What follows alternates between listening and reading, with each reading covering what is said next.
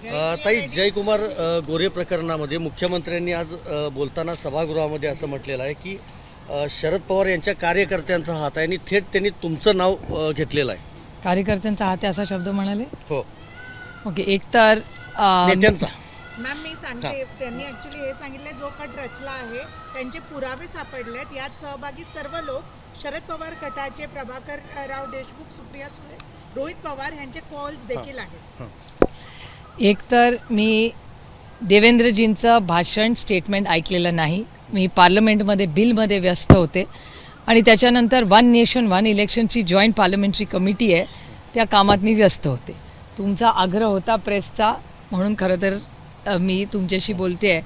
कारण मला आश्चर्यही वाटलं की जो आरोप माझ्यावर झालेला आहे. एक तर माझं आयुष्य, माझा मोबाईल हा पूर्णपणे पारदर्शक आहे. हो, मी पत्रकारांच्या कॉन्स्टंट कॉन्टॅक्टमध्ये असते का, तो असते.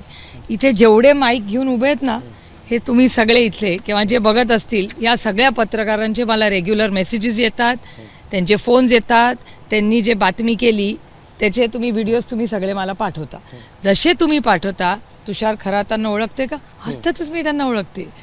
त्यांचं पॉप्युलर यूट्यूब चॅनल आहे. त्यांनी माझी लोकसभेला, विधानसभेला इंटरव्ह्यू देखील घेतलेले आहेत. अर्थातच मी त्यांना ओळखते आणि लोक मला पाठवतात बातम्या, ऑफकोर्स पाठवतात. मी त्या फॉरवर्ड करते का? तर नाही, मी फॉरवर्ड करत नाही. आणि एका सशक्त लोकशाहीमध्ये एका लोकप्रतिनिधीला आणि पत्रकाराला बोलायला प्रॉब्लेम काय, हा माझा पहिला मुद्दा आहे. त्याच्यामुळे मला खरं तर आश्चर्य वाटलं. आणि माझी भाषणं, माझे सगळे सोशल मीडियाचे अकाउंट्स हे सगळे पारदर्शकपणे तुम्ही सगळे पाहता. मी कधीही कुठल्याही व्यक्तीबद्दल वैयक्तिक स्टेटमेंट केलेलं नाही, करणारही नाही. कारण का माझ्या आईवडिलांनी माझ्यावर केलेले संस्कार, कैलासवासी यशवंतराव चव्हाणांचे संस्कार हे माझ्यावर आहेत. त्यामुळे तुम्ही माझी सगळी भाषणं, data speaks louder than words, हा पहिला मुद्दा. आणि ह्या केसमध्ये मी एक स्टेटमेंट केलेलं मला आत्ता क्लिअरली आठवते.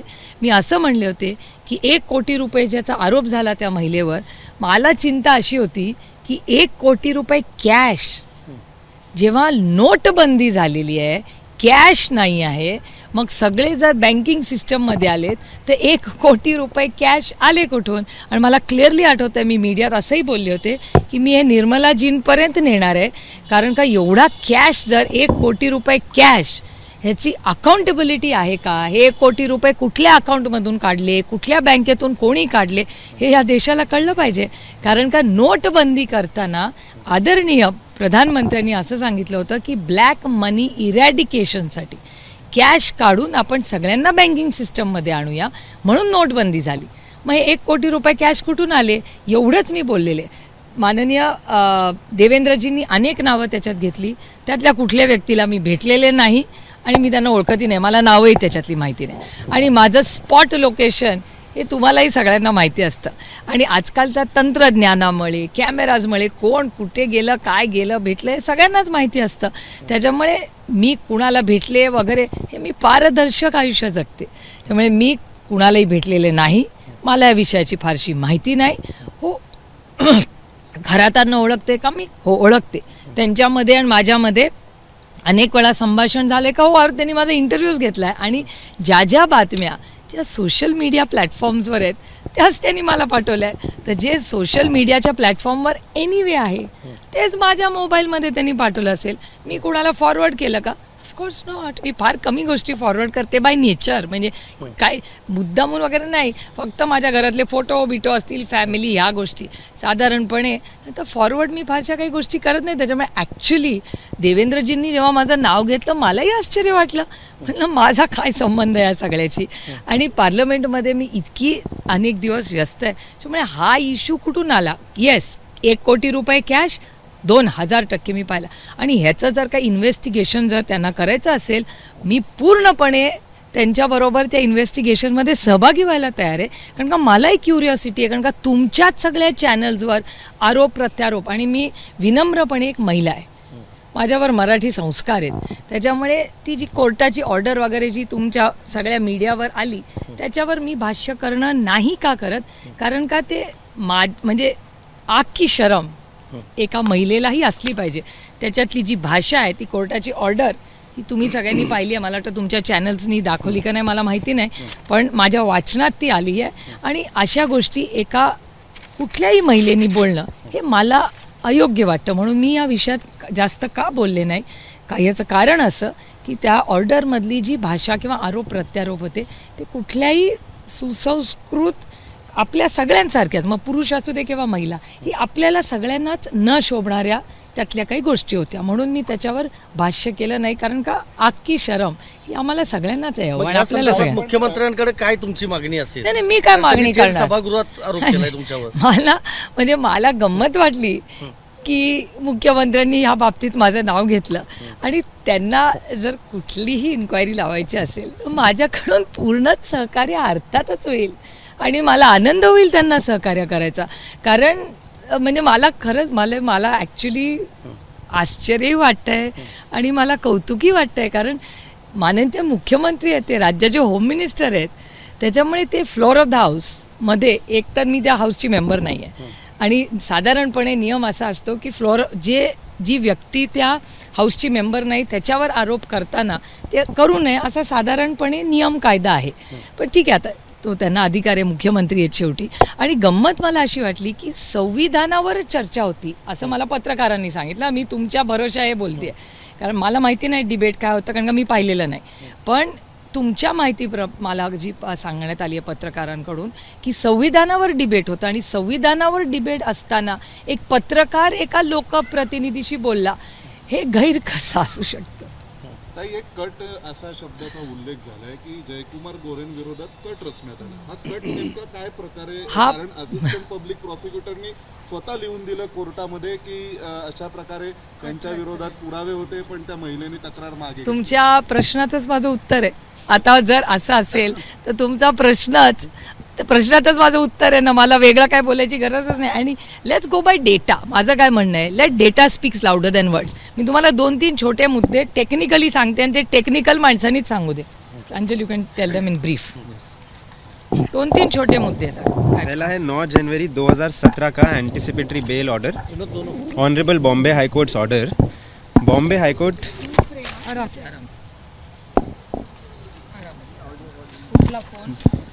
Bombay High Court says that prima facie it is a case where Jay Kumar Gore is guilty. ऐसा लगता है कि विटनेसेस ने कंफर्म किया है. कागज दिखाओ तो आप. ये हमारा कहना नहीं है, ये कोर्ट का डॉक्यूमेंट पढ़ रहे हैं. ये हाई कोर्ट का ऑर्डर बोल रहा है. हाँ, ऑर्डर दिखाओ कि विटनेसेस हैव कंफर्म्ड कि ऐसे मैसेजेस और ऐसे गंदी गंदी इमेजेस इस कंप्लेनेंट को भेजे गए थे और कंप्लेनेंट ने ऑब्जेक्ट किए थे ये सारे इमेजेस और मैसेजेस को. ये बॉम्बे हाई कोर्ट की सिटिंग जज बोल रहे हैं. फिर आगे वो बोल रहे हैं, give me the other papers. तुम ये मुझे दे दो, सिर्फ तुम ऑर्डर पकड़ो बस. हाँ, ये मुझे दे दो, सो यू कैन खोल के दिखा सकते हैं आप पूरे पेपर. देन आप पढ़ो, हम बाद में उनकी इमेज बोलो. ऑर्डर में ये लिखा है जो इमेजेस थे वो कंप्लेनेंट ने रिसीव की और इमेजेस से दिखता है कि इमेजेस उसी सेल फोन से है जो सेल फोन इधर मेंशन्ड है जय कुमार गोरे जी के. आगे ऑर्डर देता है, वो मत पढ़ो, ये बच्चों के लिए अच्छा नहीं है ये लाइन. ये मत. तो ऑर्डर कवर करता है कि इमेज किस टाइप की थी, वो इमेज का डिस्क्रिप्शन देता है और बोलता है कि ये इमेजेस वायलेटिव है of section 67A of IT act, जिसके अंदर यह है कि कोई भी गंदी, ल्यूड, लैसिवियस, सेक्सुअल नेचर की इमेजेस अगर कोई किसी को डिजिटल मीन से भेजता है वो उसके लिए गिल्टी होता है. ये ऑर्डर रिकॉर्ड करता है कि ये ऐसा है और उसके बाद एंटिसिपेटरी बेल को रिजेक्ट करता है 2017 में. ये पब्लिक डोमेन का डॉक्यूमेंट है. ये बॉम्बे हाई कोर्ट की वेबसाइट पे कोई भी खोलेगा, anticipatory bail number 2220 of 2016, last order is this, सबको मिलेगा. This is a public domain document available for all. ताई, मग इतकं हे असताना गृहमंत्री किंवा मुख्यमंत्री का तुमच्यावर, मग वेळ पडली तर तुम्ही तुमचा फोन देणार का तपासामध्ये? जी, मला काहीच अडचण नाही, मी तुम्हाला देते माझा फोन. मला फोन द्यायला काहीच. Any other documents we need to share. एक मिनिट अजून एक छोटासा मुद्दा आहे. सतारा कोर्ट का ऑर्डर, माझ्या फोनवर आपण जरूर येऊया, पण त्याच्या आधी हे बोल. हाँ, सतारा कोर्ट का ऑर्डर, ये मराठी में होगा ना वो? हाँ मराठी में. हाँ. सतारा कोर्ट के ऑर्डर के, सॉरी, एक छोटा टेबल होगा. Thank you. सतारा कोर्ट छोटा का सा. ऑर्डर जिसके बेसिस पे वो बोल रहे हैं कि वो नॉट गिल्टी है, वो ऑर्डर रिकॉग्नाइज करता है कि कोर्ट को ऐसा पता चला एक कॉम्प्रोमाइज हुआ है दोनों के बीच में, क्योंकि कॉम्प्रोमाइज हुआ है इसलिए हम इस केस को आगे नहीं लेके जा पा रहे हैं। उसमें वो एक प्रोसीजरल फैलेसी बताते हैं, एक कंपाउंडेबल केस होता है, एक नॉन कंपाउंडेबल केस। ये केस नॉन कंपाउंडेबल है, तो कॉम्प्रोमाइज के बेसिस पे एकदम से क्लोज नहीं किया, एक प्रोसीजरल एक्विटल दिया। तो वो लोग जो मिसलीडिंग स्टेटमेंट दे रहे हैं कि उनको पूरी तरीके से एक ट्रायल हुआ, विटनेसेस आए, सारे एविडेंस देखा और तब एक्विटल हुआ, ऐसा बिल्कुल नहीं है। सतारा कोर्ट का 2019 का ऑर्डर जिसके बेसिस पे ये बोला जा रहा है कि वो कम्प्लीटली नॉट गिल्टी है, ये स्टेटमेंट गलत है। तो 2017 का हाई कोर्ट का ऑर्डर, 2019 का सतारा का ऑर्डर, और ये सब इंटरनेट पे आप सर्च करेंगे आपको मिलेगा। उनके पास पहले से तो था, इन्हीं पे चैनल पे तो आया था पहले। और इन सारे सबूतों के साथ 11 फरवरी को एक लेटर आया गवर्नर को जो लेटर गया उसकी पोस्टल रिसीट हम कैरी कर रहे हैं। है अपने पास? हाँ, हमारे पास आज। क्या किसने खत लिखा वो बताइए आप। जो कंप्लेनेंट है उनने गवर्नर को ये लेटर लिखा, राजभवन का रिसीट है, 11 फरवरी को ये लेटर आया, उस वजह से ये इशू ऊपर आया। उसके बाद बाहर मीडिया ने सवाल पूछे, उस पे लोगों ने आंसर दिया। जय कुमार गोरे जी ने हकभंगा फाइल किया, उसके बाद रोहित दादा ने एक ब्रीच ऑफ प्रिविलेज फाइल किया, ये सारे प्रूफ डालते हुए। और ये सब पब्लिक डोमेन से हमको मिला है। We have no, this is all in public domain, all are part of proceedings. तो वो प्रोसीडिंग्स क्यों नहीं आगे इनिशिएट हो रही? वो प्रोसीडिंग्स में कोई एक भी स्टेप आगे नहीं जा रहा, वो प्रोसीडिंग्स में सब आ जाएगा। ये एलिगेशन सुप्रिया ताई के ऊपर तो it is shocking, there is absolutely no relation. Conspiracy कौन सा है एक्झॅक्टली? अभी वो उनको ही पूछना पडेगा, मुझे क्या पता। ते कॉन्स्पिरसी शब्द जो तुम्ही वापरताय तो काय असू शकतो, म्हणजे मला गंमत वाटते, कारण का देवेंद्रजी हे राज्याचे मुख्यमंत्री आहेत। एका मुख्यमंत्र्यांनी, ते पण असेंब्लीमध्ये फ्लोअर ऑफ द हाऊसवर हे विधान करणं हे मला आश्चर्यजनक होतं। म्हणजे मला जेव्हा प्रेसमधून फोन आला तेव्हा प्रेसनी विचारलं, म्हणलं माझा काय संबंध याच्याशी? ते म्हणले नाही, त्यांचं म्हणणं आहे। म्हणलं तुषार खरात? हो, मी तुषार खरातला ओळखते, मी या राज्यामधले 100-150 पत्रकारांना ॲट अ पर्सनल लेवल ओळखते, माझे अनेकांची कौटुंबिक संबंधही आहेत आणि अनेक वर्षाचे आहेत। म्हणजे माझ्या कामामुळे, म्हणजे मग राजकीय कामं असतील, सामाजिक कामं असतील, अशा असंख्य पत्रकारांची मी रेग्युलर कॉन्टॅक्ट, म्हणजे दिल्लीतले तर पत्रकार रोजच मी त्यांना म्हणत असते, मी तुम्हाला छळते का तुम्ही मला छळताय, अशी हसी मजाकमध्ये। आणि कसं आहे, तुमचा हा मीडियम पण बदलला। एक काळ असा होता जेव्हा चॅनल्स नव्हते, तेव्हा काय ब्रेकिंग न्यूज नसायची, तो काळ वेगळा होता, पत्रकार वेगळ्या पद्धतीने भेटायचे। आता तर काय काय वेळा बातम्या असल्या तर एका दिवसात 3-3 वेळा पत्रकार भेटायचे, आणि ते पार्लमेंटमध्ये ना पत्रकारांना जी बंदी घातली आहे ना त्याच्यामुळे, नाही तर आपण तर दिवसाला किती किती बाईट घ्यायचा तुम्ही सगळे, जेव्हा पार्लमेंटमध्ये अलाउड होतं तुम्हाला। तेवढंच नाही, आमच्याकडे तर सेंट्रल हॉलमध्ये पत्रकारांना अलाउड होतं, तिथे आम्हाला सिनियर पत्रकार चहाला दिवसातून 10 वेळा गप्पा मारायला, चर्चा करायला देशात, एवढे आमचे संबंध त्यांच्याशी असायचे। कारण का मी रोज पत्रकारांवर, अहो हा 4था स्तंभ आहे लोकशाहीमध्ये, पत्रकार हा एक खूप जबाबदार मीडियम आहे, त्याच्यामुळे त्याला संविधानातून वेगळं करणं अशक्य आहे। आणि हे संविधानात चर्चा असतानाच असे आरोप प्रत्यारोप करणं हे मला आश्चर्यजनक वाटलं। प्रशांत फडणवीसांनी तुमचं नाव घेण्यामागे चर्चा केली जाते की ज्या पद्धतीनं जयकुमार गोरे जे आहे हे देवेंद्र फडणवीस यांच्या जवळचे मानले आणि त्यांनी त्यांच्यावर जे आरोप पडले त्या आरोपाला खुलासा करताना देवेंद्र फडणवीसांनी तुमचं नाव घेतलं। हो, पण त्याचं उत्तर तुम्हाला देवेंद्रजींना विचारायला लागेल, मी कसं सांगणार? जे मी काय पब्लिक डोमेनमध्ये, सोशल मीडिया प्लॅटफॉर्म्समध्ये मी पारदर्शकपणे काम करते, त्याच्यामुळे एकतर मी त्याच्यापैकी कुणाला ओळखते तर त्यांनी 3-4 नावं घेतली असं पत्रकार म्हणतात, त्याच्यात मी फक्त लय भारीवाल्याला ओळखते, कारण का त्यांनी माझा इंटरव्ह्यू घेतला। आता तुम्ही मला म्हणला, अरे हा सामवाला, हा झीवाला, हा न्यूज 18वाला, हा NDTV वाला, अशीच तर आपली ओळख होते। आणि मग जर ते नाव पण तसंच सेव्ह करते मी मोबाईलमध्ये, मग कधीतरी त्याचा फोन, अरे तो म्हणतो, अरे नाही मी आता इथे नाही ताई, मी तिथे आहे, ओके चला बदला, असं असतं हे नातं आपलं। त्याच्यामुळे हे नातं मी प्रत्येक, म्हणजे माझ्यावर टीका करणारेही अनेक असे पत्रकार आहेत। अहो, ही लोकशाही, एका सशक्त लोकशाहीमध्ये चर्चाही झालीच पाहिजे। आणि आपल्याला कोणी व्हिडिओ पाठवत आहे त्याच्यात गैर काय? आणि यूट्यूबर चॅनल आणि याचा हा प्रश्न देणार, मी पुन्हा हा एकच प्रश्न तुम्हाला विचारते की मी फक्त एकच प्रश्न या केसमध्ये विचारला होता की त्या महिलेला अटक झाली, ती अटक झाली, त्याच्यात 1 कोटी रुपये कॅश हे कुठल्या बँकेतून आले, कुणाच्या अकाउंटमधून आले, आणि एवढा कॅश जर बँकेतून कुठल्या आलं याचं उत्तर आहे. मी विचार करून चालले की मोदीजींनी नोटबंदी केली, काळा पैसा बंद केला, काळा पैसा देशात बंद झाला, मग 1 कोटी रुपये कॅश हे मग अकाउंटमधून आली तर कुणाच्या अकाउंटमधून आली, कुणाला ब्लॅकमेल झाली, हे पण राज्याला कळलं पाहिजे ना. ताई, याविषयी तुम्ही संसदेतही काही आवाज उठवणार आहात का किंवा चौकशीची मागणी? मी तुम्हाला खरं सांगू, संसदेमध्ये आज राज्यासमोर आणि देशासमोर काय महत्त्वाचे मुद्दे, आज तुम्ही निर्मलाजी आज बोललेले आहेत हाऊसमध्ये, मला विचाराल तर फायनान्स बिलवर सविस्तर बोलले. आज मला विचाराल तर मी लोकशाहीमध्ये मी माझ्यावर खूप जबाबदारी आहे. आम्ही इथे दिल्लीला कशासाठी येतो, एकामेकाची उणीधुणी काढायला येत नाही. आज देशामध्ये ज्या जिल्ह्यातून मी येते महाराष्ट्रामध्ये 17% गाड्या आणि मोटरसायकलचे सेल्स ड्रॉप झाले. सगळ्या मोठ्या कंपनीज, मग गोदरेज असेल, ज्या FMCGs आहेत त्या सगळ्या, मग जे शॅम्पू असेल, बिस्किट असेल, ह्या सगळ्याचे सेल्स कमी झालेले आहेत. इकॉनॉमी स्लोडाऊन झाली. हा मी नाही, केंद्र सरकारचा डेटा सांगतो. FIIs पूर्णपणे बाहेर गेलेले आहेत. 3 ते 4 लाख कोटी रुपयाचे फॉरेन इन्व्हेस्टर्स देश सोडून दुसऱ्या देशात गेलेले. स्टॉक मार्केट तर धमाल तुम्हीच रोज दाखवताय. वॉलटाईल मार्केट आज, मग कधी कांद्याचा भाव वर खाली, किती इन्फ्लेशन म्हणजे महागाई, बेरोजगारी, भ्रष्टाचार, आरोप प्रत्यारोप रोज होत आहे तो. आणि हे मी करत नाही, अनेक वेळा भारतीय जनता पक्षाचे लोक आपल्या मित्र पक्षांवर करत असतात. तुम्ही डेटा, माझं काय म्हणणं आहे, let's drive this whole discussion by data.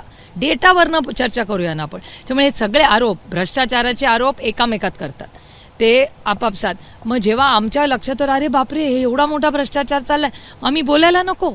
एखाद्या महिलेवर, कुठलीही महिला असू दे, अन्याय झाला त्याच्यावर बोलायला नको. एवढं असंवेदनशील झालोय आपण. आणि सत्तेत असू दे किंवा विरोधात, जो गलत है वो गलत ही है आणि जे योग्य आहे ते योग्यच आहे. प्रशांत कोरटकरला इतक्या दिवसांनंतर अटक केली, आज 3 दिवसाची पोलीस कोठडी दिली. कोल्हापूरमध्ये प्रचंड रोष पाहायला मिळाला शिवभक्तांमध्ये. अजून राहुल सोलापूरकरवर कारवाई अजूनही झालेली नाही. आणि प्रशांत कोरटकर यांना तेलंगणाच्या काँग्रेस लीडर दावा केला जातो, असा आरोप हा दुसरा भाजपने प्रश्न केलेला आहे. दुसरा. पहिला हा. पण मी तुम्हाला सांगू, एक तर ते राज्य सोडून गेलेच कसे, हा माझा पहिला मुद्दा आहे. जर त्यांच्यावर आरोप प्रत्यारोप झाले तर पहिल्या काही दिवसातच अटक का, ह्यांच्याकडे अटक नेहमी डिलेड रिॲक्शन कशी असते हो. म्हणजे जर विरोधात बोलणारा असेल तर त्याला झपकन अटक होते, पण तो त्यांच्या विचाराचा, त्यांच्या जवळचा असा कोणी असेल तर तो अनेक दिवस गायब असतो. म्हणजे मला पुन्हा एक खूप संवेदनशील विषय, तुम्हाला एवढं तुम्ही चर्चा करताय ना, कृष्ण आंधळेचं काय झालं. संतोष भाऊची क्रूर हत्या होऊन 100हून जास्त दिवस झाले. कृष्ण आंधळे गेला कुठे, गायब कुठे गेला. आज त्याची मुलगी, त्याचे भाऊ, आई वडील उभा महाराष्ट्र न्याय मागतोय आणि म्हणतोय कुठे आहे कृष्ण आंधळे, कुठे आहे माहिती नाही. ही यांची यंत्रणा. मागच्या आठवड्यात क्राईम ह्या राज्यात वाढलाय का नाही हे मी म्हणत नाहीये, तुमचे चॅनल आणि देशाचा डेटा सांगतोय. महिलांवरचे अत्याचार वाढले का, आता वाढले. हा, आणि हा परत सांगते, हा डेटा केंद्र डबल इंजिनचं सरकार आहे ना, इथली होम मिनिस्ट्री तो डेटा देते. क्राईम वाढलेला आहे. ते कोयता गँग का काय, ती सुसाट फिरते महाराष्ट्रामध्ये, अनेक ठिकाणी दिसते. म्हणजे क्राईम वाढलेला आहे, महागाई वाढलेली आहे, बेरोजगारी वाढलेली आहे. तुम्हीच हिंजवडीचं चॅनल, माझा लोकसभा मतदारसंघ आहे, हिंजवडीमधल्या काही नोकऱ्यांसाठी हजारोने लाखो मुलं लाईनीने उभी राहिलेली तुमच्या चॅनलनी दाखवलंय की नाही. मग या विषयावर का नाही चर्चा होते. एवढे गंभीर आव्हानं आज राज्याच्या आणि देशाच्या समोर आहेत, त्याच्यासाठी संसद आहे. नाही, पण महापुरुषांचा अपमान होत असताना सरकार कारवाईत कमी पडते असं वाटतंय. नाही, वाचाळवीर तुम्ही विसरता का. मागच्याही 5 वर्षामध्ये या वाचाळवीरांना आवरायचं कोणी काम केलं होतं. जेव्हा विरोधी पक्षांनीच ती जबाबदारी घेतली तेव्हा ते कुठेतरी आम्ही फारच लावून धरल्यावर ते गप झाले. नाहीतर हे जे आज आहेत वाचाळवीर ह्या राज्यामध्ये, दुर्दैव आहे की छत्रपतींच्या महाराष्ट्रामध्ये, शाहू फुले आंबेडकरांच्या महाराष्ट्रामध्ये, कैलासवासी यशवंतराव चव्हाणांच्या महाराष्ट्रामध्ये आज जी भाष्य विधान भवनच्या म्हणजे त्या कंपाऊंडमधून केली जातात, ही प्रचंड अस्वस्थ करणारी आहे. दिशा सालियन प्रकरणामध्ये असं म्हटलं की आता FMGC मार्केटमध्ये मध्यमवर्गीय खरेदी करत आहे, मात्र नाही, FMGCची जी मार्केटचे जे मग गोदरेज असेल, हे जे प्रोडक्ट्स आहेत सगळे, त्यांची स्लो डाऊन झाले. हा त्यांचाच डेटा सांगतोय. म्हणजे तुम्ही त्यांची खरेदी थोडक्यात कमी झाली. सगळ्यांचीच झालेली आहे. सगळं इकॉनॉमी स्लो डाऊन हा सरकारचा डेटा सांगतो ना. 5.4% ग्रोथ आहे. खासदारांचे पेमेंट वाढवतात आहे, गोरगरिबांच्या मॅम, खिशात हा, 2 त्याला रुपये जोडून असं आहे की वेतन वाढ झाली आहे सगळ्या 250 खासदारांची. पट वेतन पण हेच वाढ. एका कॉमन पब्लिकच्या 9 400 रुपये होतात 1970 47ला. अच्छा, कम्पेअर्ड टू 47 म्हणताय तुम्ही. मी तेच म्हणलं आजचा डेटा 24% वाढ केलेली आहे. यामध्ये खासदारांचा सगळ्या बाबतीमध्ये विरोध असतो, मात्र त्यांचे पेमेंट वाढल्यानंतर एक मत पाहायला मिळतं. नाही, सगळ्या बाबतीत नाही. GST मध्ये आम्ही सगळे एकत्र होतो, सगळ्यांनी एक मतांनी तेव्हा पास केलेलं आहे. नाही, मला मान्य आहे महागाई वाढली आहे का, तर 100% महागाई या राज्यात वाढली आहे. ना डेटा सांगतोय, हे काय माझ्या काल्पनिक गोष्टी नाही. मध्ये 6 पे कमिशन, 7 पे कमिशन, 8 पे कमिशन या गोष्टी आल्या का, त्या गरजेच्या आहेत का, तो 100% गरजेच्या आहेत. त्याचबरोबर शिक्षक आणि जे कोणी आत्ता तुम्ही बघताय शेतकऱ्यांच्या आत्महत्या वाढलेल्या आहेत, शिक्षकांनी आत्महत्या महाराष्ट्रात केलेली आहे. असे अनेक अतिशय गंभीर मुद्दे, आव्हानं आज राज्याच्या आणि देशाच्या समोर आहेत आणि त्याच्यात लक्ष घातलं पाहिजे. त्याच्याबद्दल आम्ही वारंवार सगळे बोलतोय.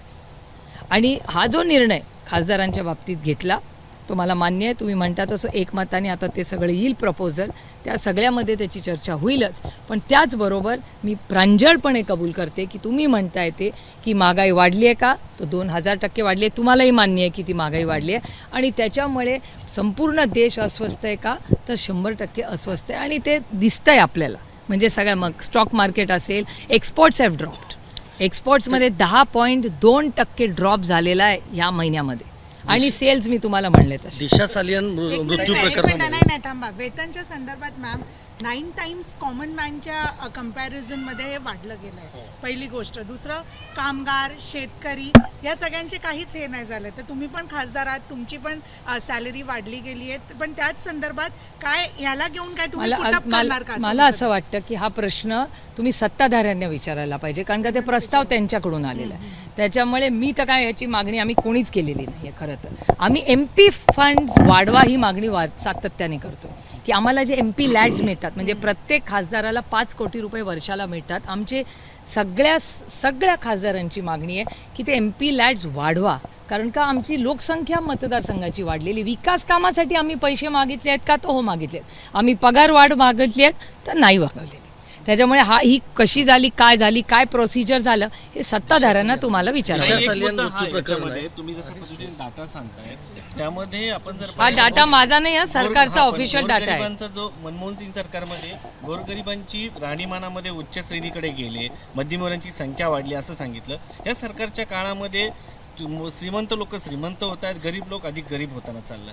हे डाटावरती चर्चा संसदेत होती, मात्र सरकार म्हणा किंवा तुम्ही सगळे खासदार म्हणा चर्चा होते, पण त्याच्यावरती उपाययोजना काय? उपाययोजना मी तर किती सुचवल्यात. माझी भाषणं काढून बघा पार्लमेंटमध्ये. मी किती वेळा मी आत्ताही फायनान्स बिलवर बोलताना सरकारचा विरोध नाही केलेला, कारण का मला कळतंय ग्लोबल जिओ पॉलिटिक्ससाठी सरकार तयार आहे का. आणि माझ्या खूप अपेक्षा आहेत त्या सरकारकडून, कारण का 2 पॉलिसीज असतात. एक फिस्कल पॉलिसी असते आणि एक मॉनिटरी पॉलिसी असते. मॉनिटरी पॉलिसी RBI ठरवतं, फिस्कल पॉलिसी सरकार ठरवतं. ह्या केसमध्ये शक्तिकांता दासजी जे अतिशय उत्तम RBIचे गव्हर्नर होते, आज ते सरकारचा अविभाज्य भाग झाले.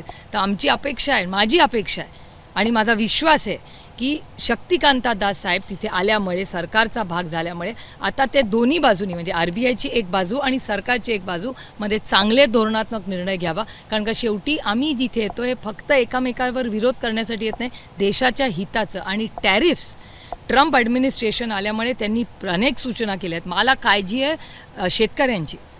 मी काल स्पेसिफिक प्रश्न विचारला होता टॅरिफ्सवर आणि टॅक्सेशनवर, ज्याचं उत्तर मला आज फायनान्स बिलमध्ये मिळालं नाही. की या अनेक अशा गोष्टी आहेत, कॉर्न असेल किंवा अनेक प्रोडक्ट्स, ॲग्रिकल्चर प्रोडक्ट्स आहेत, त्याच्यावर टॅरिफची काय पोझिशन असणार आहे आणि सरकार काय पोझिशन घेणार आहे त्याच्यावर. हे खूप गंभीर आव्हानं.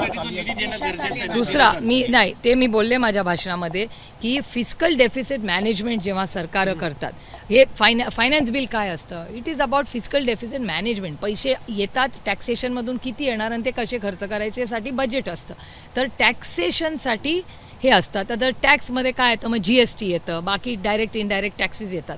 त्याच्यात मी प्रश्न त्यांना विचारला होता की हे जेव्हा आपण करतो सेस आणि सरचार्जेस, आणि अनेक असे सेस आणि सरचार्जेस असे आहेत जे आधी शेअर व्हायचे, जेव्हा तो सेस होतो तेव्हा तो फक्त केंद्र सरकारला मिळतो, तो राज्य सरकारला मिळत नाही.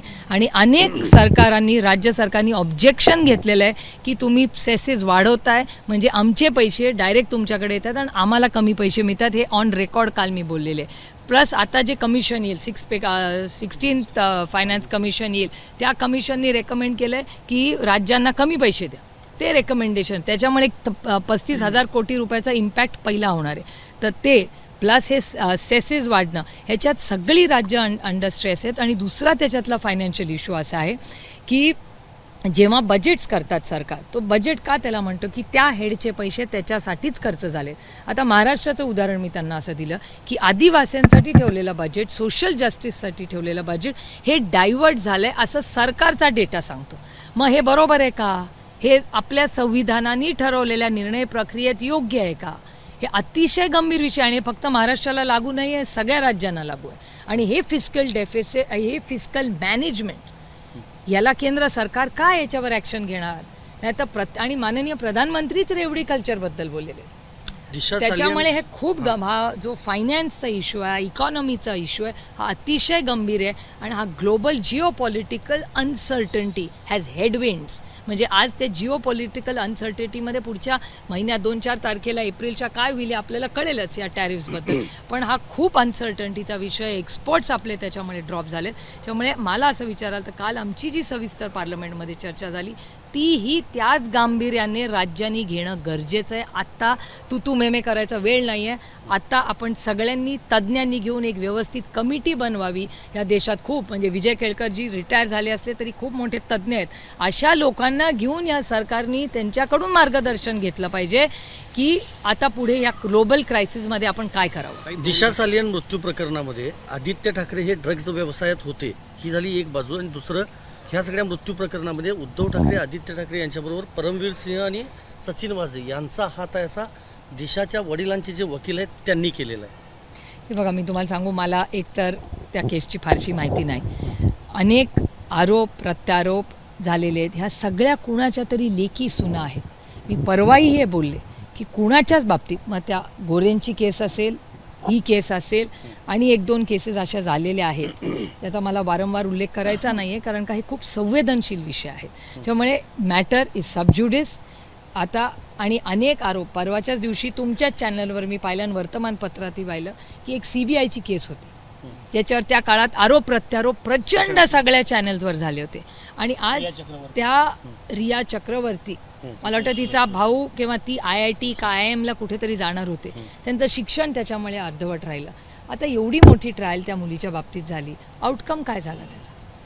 त्याच्यामुळे आपण सगळ्यांनीच, आणि त्याची सुरुवात मी केली पाहिजे स्वतःपासून, की अशा कुठल्या कुटुंबियांशी जवळीक आहे, संबंध आहेत, राजकारण बाजूला ठेवून हा मुद्दाम आरोप केला जातोय असं वाटतं ठाकरे? मी त्यांच्याबद्दल नाही, माझ्या राजकारणामध्ये ते माझे विरोधक असू दे किंवा मित्रपक्ष असू दे, काहीतरी एक लक्ष्मण रेखा आपण सगळ्यांनी घालून घ्यायची, या मताची मी आहे. मी कधीही कोणाच्या वैयक्तिक आयुष्यात किंवा त्यांच्या मुलांबद्दल कधीही स्ट्रॉंग लाईन घेत नाही. कारण का मला असं वाटतं ह्या बाबतीमध्ये कुणाच्याही घरामध्ये आमचे राजकीय मतभेद आहेत, वैयक्तिक मतभेद माझे कुणाशीही नाही त्या देशामध्ये. मुख्यमंत्री एम के स्टॅलिन यांनी गेल्या शनिवारी विरोधी पक्षांना घेऊन परिसीमन आयोग म्हणजे संदर्भात त्यांनी एक मोठी बैठक आयोजित केली होती. त्यांचं म्हणणं आहे की 2050 पर्यंत हे डिलिमिटेशन लागू करू नये. त्याच्यामुळे परिणाम महाराष्ट्रावर होण्याची शक्यता आहे का? जर असं होत असेल तर तुमची काय भूमिका असेल? नाही, मला असं वाटतं डिलिमिटेशनची सविस्तर चर्चा व्हावी आणि कुणावरही अन्याय होऊ नये. मी स्टॅलिनजींचं स्टेटमेंट आणि मी जिथे पार्लमेंटमध्ये बसते, मी DMKचे बरेचसे माझ्याच आजूबाजूला बसतात, त्याच्यामुळे आम्ही एकत्र बसतो. त्याच्यामुळे मला बऱ्याच वेळा संधी मिळते सविस्तर त्यांच्याशी चर्चा करायची. आणि साऊथमधले सगळेच जे 7-8 महत्त्वाची मोठी राज्य आहेत, ज्यांना वाटतंय, त्यांना काळजी वाटते ह्याचं व्हावं, तर मला असं वाटतं केंद्र सरकारने हा विषय खूप गांभीर्याने घेतला पाहिजे आणि कुठल्याही राज्यावर अन्याय होऊ नये असा फॉर्म्युला काढला गेला पाहिजे. 2 घटना आहेत राज्यातल्या. एक नागपूरमधले जे दंगेतले आरोपी होते त्यांच्यावर बुलडोझर चालवला आहे आणि कुणाल कामरा याने वक्तव्य केले होते. 2 स्टुडिओ फोडण्यात आले आहेत. आता एक स्टुडिओ थोड्याच वेळापूर्वी फोडण्यात आलेला आहे शिवसेनेकडून. मला असं वाटतं स्टुडिओ फोडणं वगैरे अशा गोष्टी, I am against crime period, कोणीही ते करू नये. म्हणजे आमच्या काळात आमच्याही कुणाकडून कधी इतक्या 50-60 वर्षात झाला असेल, व्हायलन्स हा झालाच नाही पाहिजे, मग तो कोणीही करेल. आणि ह्या देशामध्ये यंत्रणा आहे त्याचा विरोध करायची. त्याच्यामुळे माझी विनम्र विनंती राहील, कारण का नागपूरमध्ये जेव्हा जे काही घटना झाली ती अस्वस्थ करणारी होती. त्याच्यात मीही शांतताच्या मार्गाने जावं अशी विनंती करून अनेक ट्विट्स केले मीडिया. कारण का राज्य जेव्हा शांत राहील तेव्हाच राज्याचा विकास होईल, तेव्हाच राज्यात इन्व्हेस्टमेंट्स येतील, तेव्हाच हाताला काम होईल. नाही तर कोण येईल आपल्या राज्यात? त्याच्यामुळे माझी विनंती आहे सगळ्यांना आणि सत्ताधाऱ्यांना विनम्र विनंती आहे की क्राईम नको वाढूया. क्राईमसाठी मी अनेक वेळा माननीय देवेंद्रजींना मीडियाच्या थ्रू किती वेळा मी त्यांना विनंती केलेली आहे की तुम्ही एक ऑल पार्टी मीटिंग बोलवा, सगळ्या पक्षांना कॉन्फिडन्समध्ये घ्या की राज्याच्या हितासाठी या 2-3 गोष्टी आपण सगळे मिळून करूया. कारण का आपल्या राज्याचं हित, पहिला देश, मग राज्य, मग पक्ष आणि मग कुटुंब, ह्या ऑर्डरमध्ये आपण सगळ्यांनी काम केलं पाहिजे. आणि मला असं वाटतं देवेंद्रजींना पुन्हा मी विनंती करते की राज्य शांततेत कसं चालेल ह्याच्यासाठी आमची सगळ्यांची राज्याच्या आणि देशाच्या हितासाठी आम्ही सरकारच्या बरोबर उभं राहू. पण सरकारनेही आमच्याशी चर्चा केली पाहिजे आणि चर्चेतून आपण सगळे मिळून मार्ग काढू आपल्या राज्याच्या आणि देशाच्या विकासासाठी आणि हितासाठी. कुणाल कामराचं ज्या प्रकाराने एक गाणं जे आलं, नंतर परत अजून एक गाणं आलं आणि त्यांच्या ज्या कमेंट्स होत्या एकनाथ शिंदेबद्दल, त्याला घेऊन तुम्ही काय हे करणार? मला असं वाटतं की Politics हे आणि जे काय comedy. झालं ते त्यांनी अनेक लोकांबरोबर केलेले आहे. आणि कॉमेडियन्सबद्दल आमच्यावर तर म्हणजे आदरणीय पवार साहेब असेल, मी असेल, आमच्यावर इतके मीम्स वगैरे बसतात ना, आमच्या सगळ्यांवरच राजकीय लोकांवर बनत असतात. पण त्यांच्या जर भावना दुखवल्या झाल्या असतील तर त्याचा आपण मान सन्मान दुखवायचा करू शकतो. पण फोडाफोडी करणं ह्याच्या विरोधात मी आहे. आणि मला असं वाटतं कुणाचंही तुमचे मतभेद असतील ना तर तुम्ही जाऊन विनंती करू शकता, त्यांच्याशी चर्चा करू शकता. आणि काही नियम कायदे आहेत ना, हा देश हा तोडून फोडून नाही हो चालत. हा देश हा फक्त संविधानानेच चालला पाहिजे, ही आमची आग्रहाची आणि प्रामाणिक भूमिका आहे. त्यामुळे माझी विनंती आहे की महाराष्ट्रात खरंच बाबा क्राईम नको. नागपूरमध्ये बुलडोझर कारवाई काल सुरू झाली.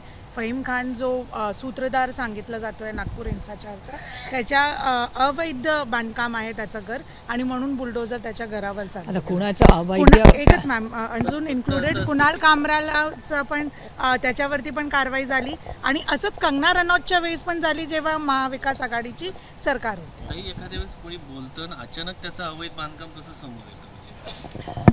आता हे बघा, हेच तर मी तुम्हाला तुमच्या प्रश्नांमध्येच माझी उत्तर आहे. त्याच्यामुळे हे दुर्दैव आहे. मला असं वाटतं की जे काय व्हावं ते पारदर्शकपणे व्हावं आणि संविधानाच्या चौकटीत राहून आम्ही सगळ्यांनी वागलं पाहिजे असा माझा आग्रह. आणि त्याची सुरुवात मी स्वतःपासून करते. मी बाकीच्यांना काही सांगत बसत नाही, पण मी स्वतः एक आदर्श त्या संविधानाचाच वागलं पाहिजे आणि त्याप्रमाणेच राज्य आणि देश चालला पाहिजे अशी आमची प्रामाणिक आग्रहाची भूमिका आहे. एबीपी माझा, उघडा डोळे बघा नीट.